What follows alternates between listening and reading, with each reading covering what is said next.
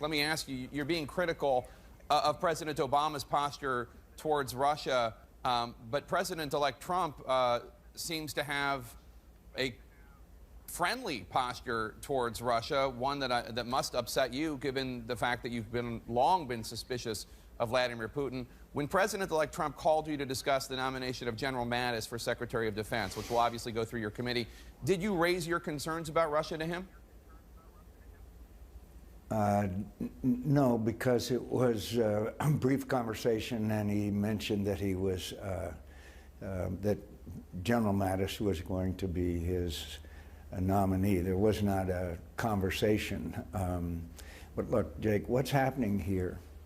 When we see the seizure of these ships, when we see the cyber attacks, when we see the dismemberment of Syria, when we see the tragedies that are taking place there, which are heartbreaking, absolutely heartbreaking, while we sat by and watched all this happen. This is the sign of a possible unraveling of the world order that was established after World War II, which has made one of the most peaceful periods in the history of the world. We're starting to see that the strains and the unraveling of it, and that is because of an absolute failure of American leadership. When America doesn't lead, a lot of other bad people do, and that's why we're seeing this slaughter in Aleppo that breaks your heart.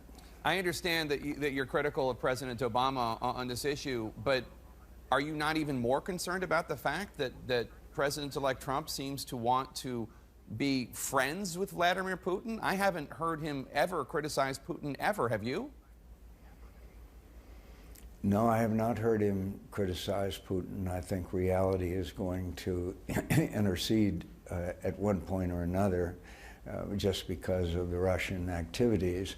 And I hope that with people like General Mattis and some other people around him, that he will very quickly understand what the Russians are all about. And that is, they are ahead of us in many respects in this whole issue of cyber warfare.